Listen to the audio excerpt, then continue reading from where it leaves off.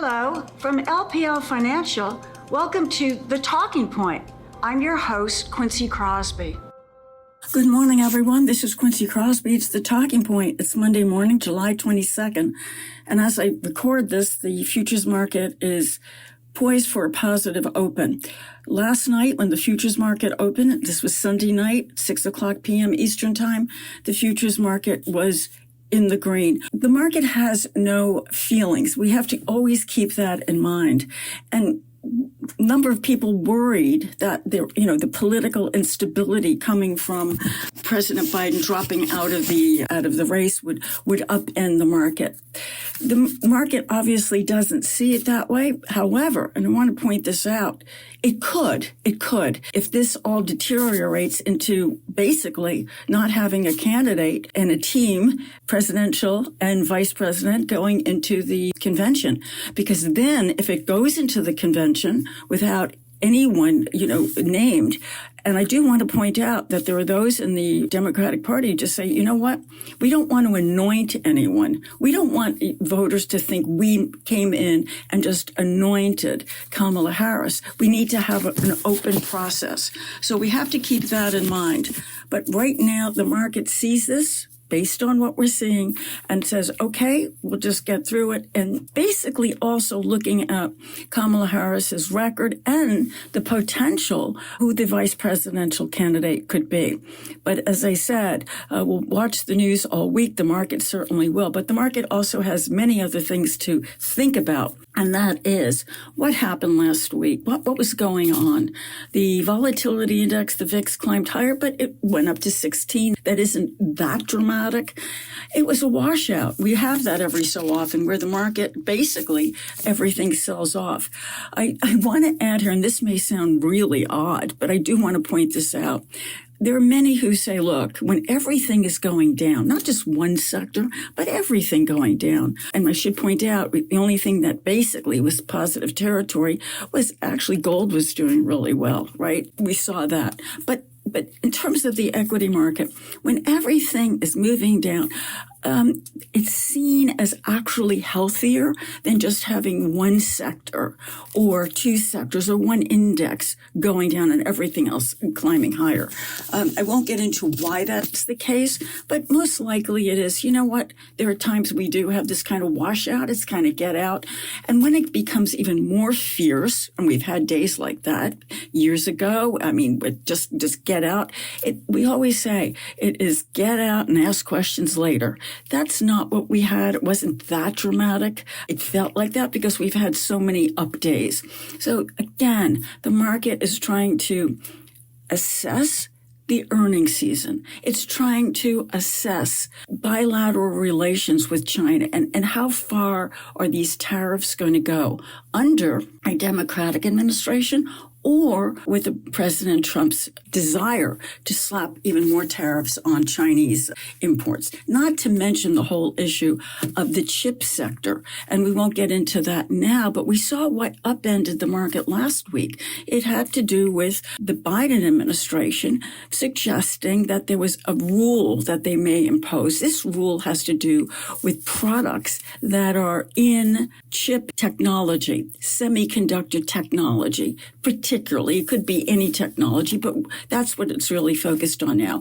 And if any other product manufactured in another country has even a minute piece of technology that is American, made in America, that company may have to come in and ask for a license to sell. And again, especially to China. And we're basically talking about the semiconductor industry. So you had that. And then you also had on the Republican side, President Trump talking about Taiwan and saying that, the Taiwanese basically took the semiconductor industry. So all of that combined basically just went in there and brought the mega names down. It was a warning to the market that perhaps under either administration, it is going to get much tougher for these companies. Now, in addition to that, the small caps, which had been surging in the market, I want to go over that if I may, because the market does remember, yes, these are algorithms that represent 40 to 50 to 60% of daily market volume. They have a tremendous amount of history embedded in those algorithms.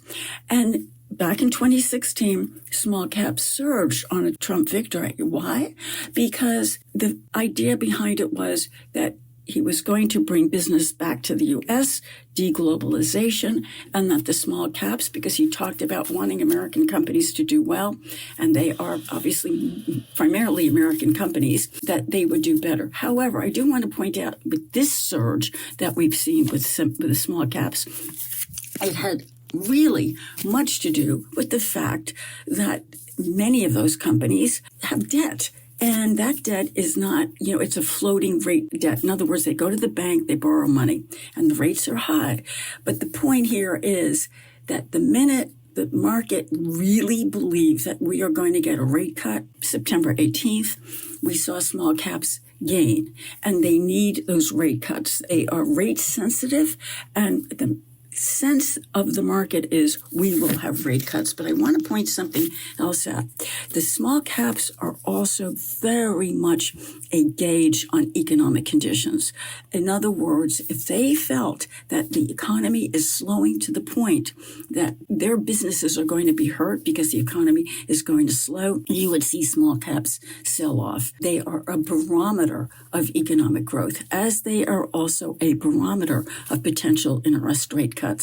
So all of the indices just basically just pulled back and came down. They moved too far, too fast. And this week we're going to see whether or not they can gain any momentum. And reason is, one, earnings. We have to get back to the fact that the market is in the earnings season. And this week we'll have about 300 companies that come from the small cap space with their earnings. We want to hear what they have to say, and especially their guidance. And the market is going to pay very close attention, finally, to small caps. Also, I want to repeat something I said last week, and that is the small caps and mid caps are more volatile in terms of risk profile than the S&P 500. Please keep that in mind. They have a more risky, more volatile profile. This week is a busy week for the market, as we all know. And this week we're going to have Tesla. And remember, Tesla is consumer discretionary. So we have to remember of where Tesla fits in to these sectors.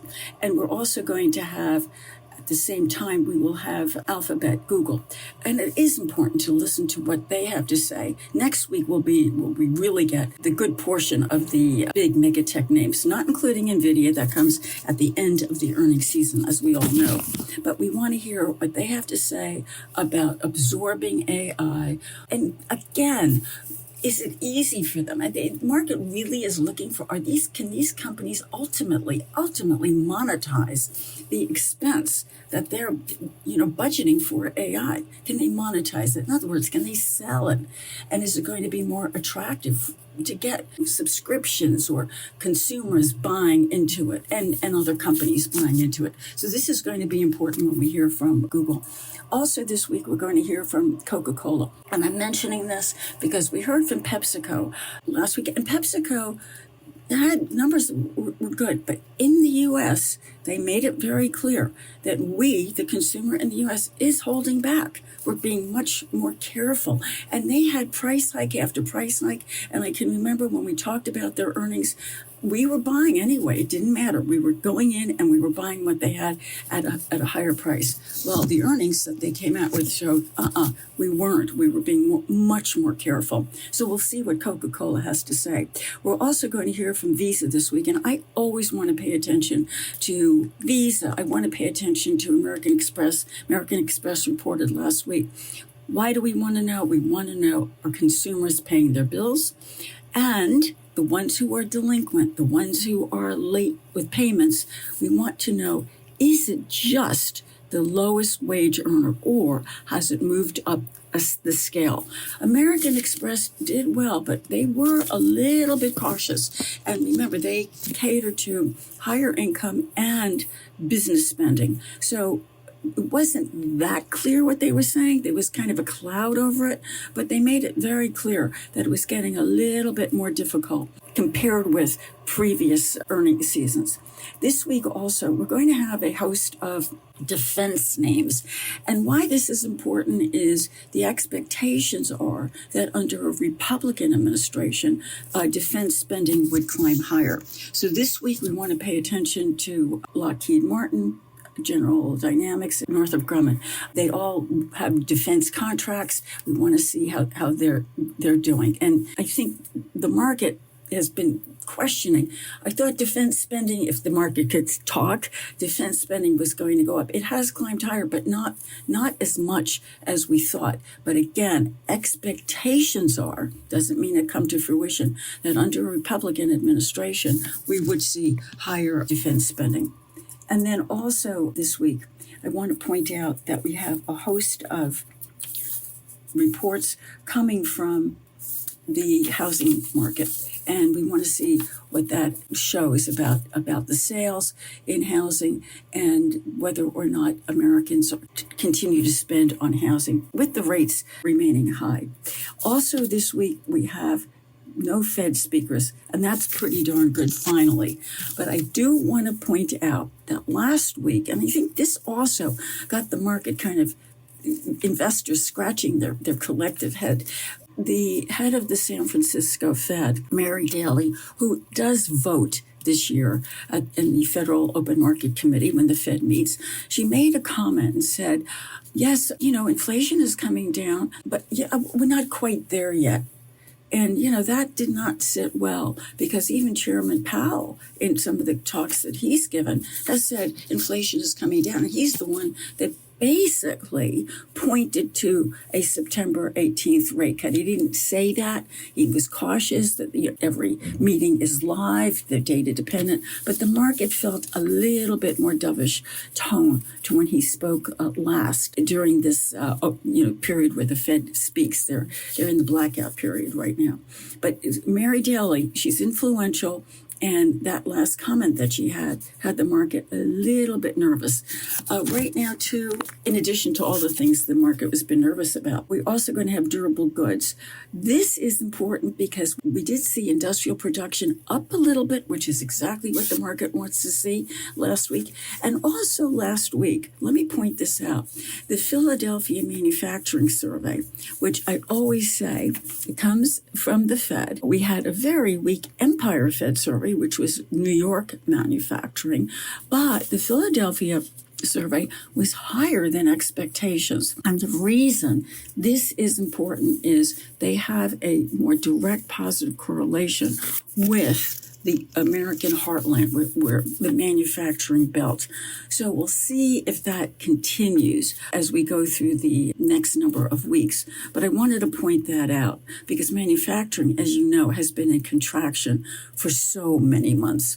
Also this week, we're going to have, last but absolutely not least, is the Personal Consumption Expenditures Price Index. That is the PCE. It is the Fed's preferred reading on inflation. Expectations are that the headline year over year will come down from 2.6 to 2.5. The market wants to see it edging lower. That would offer confidence that the Fed will, in fact, cut rates. It's extremely important. And the consensus estimates are that the PCE will not disappoint, that it will absolutely show that inflation is working its way down to the 2% target that the Fed has. Now, Chairman Powell made it very clear in his last conversation in an interview that the Fed's not waiting until they get to 2%. He even said that would be too late. That would be way too late. We want to make sure that the trajectory of disinflation remains intact. And that's what we're seeing. So keep this in mind. And it should, if it comes out the way that the consensus estimates suggest, coming in lower, it should be good again for small cap names. We'll see if that holds. The other thing I do want to point out overall is that the market is very much focused very much focused on initial unemployment claims and also continuing claims. The initial unemployment claims ticking higher, but they're not in the category yet where, oh my goodness, this just is flashing danger for the labor market. However, I do want to point out that the continuing claims is worrisome. It's being monitored by the market and certainly monitored by the Fed. And the reason is that Chairman Powell has made it clear that if they see deterioration in the labor market, they will come in and they will cut rates. This would have to do with the Fed's maximum employment mandate as opposed to price stability, which has to do with inflation.